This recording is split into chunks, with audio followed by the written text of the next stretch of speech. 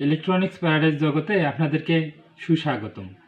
আজ আবারও ছোট্ট একটি ভিডিও নিয়ে আপনাদের সামনে হাজির হয়েছি আমি। ভিডিওটি খুব ছোট কিন্তু খুব গুরুত্বপূর্ণ এবং কাজের।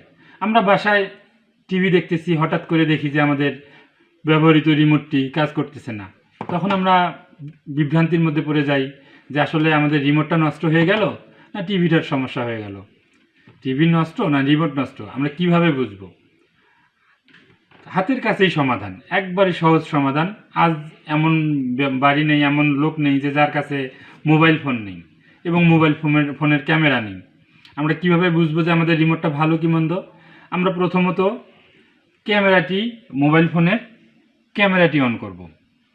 ক্যামেরা অন করে আমরা আমাদের ব্যবহৃত রিমোটটি ক্যামেরার কাছে নিয়ে আমাদের রিমোটের এনি বাটন, যে কোনো বাটন, এগুলোর মধ্যে যে কোনো বাটন আমরা চাপ দিতে পারি। যদি চাপ দিয়ে দেখি যে এখানে একটি লাইট দেখা যাচ্ছে, আলো জ্বলে, দেখেন, যদি এমনটি হয় তাহলে আমাদেরকে বুঝে নিতে হবে যে আমাদের রিমোটটি ভালো আছে।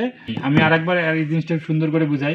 আমি এই রিমোটের ব্যাটারিগুলো একটা ব্যাটারি খুলে ফেলি, তাহলে আমরা ক্যামেরার কাছে নিয়ে গেলেও এটা আর কোনো কাজ করবে না। এই যে আমি চাপ দিয়েছি, এই যে এনি বাটন, যে কোনো বাটন আমি চাপবো, আসলে এ আর কাজ করতেছে না।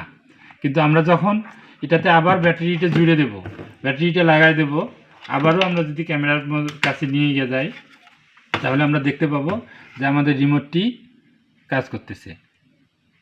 এভাবেই আপনি আপনার বুঝতে পারবেন যে আপনার রিমোটটি ভালো না মন্দ। যদি নষ্ট হয়ে যায় একটা নতুন কিনবেন, আর যদি ভালো থাকে তাহলে তো কোনো কথাই নেই। বন্ধুরা, যদি আমাদের এই ভিডিওটি আপনাদের এতটুকু উপকারে আসে এবং ভালো লাগে তাহলে অবশ্যই আমাদের চ্যানেলটিকে সাবস্ক্রাইব করবেন এবং পাশে থাকা বেল আইকনটি ক্লিক করবেন। খুব সহজেই পেয়ে যাবেন আমাদের পরবর্তী ভিডিওগুলো।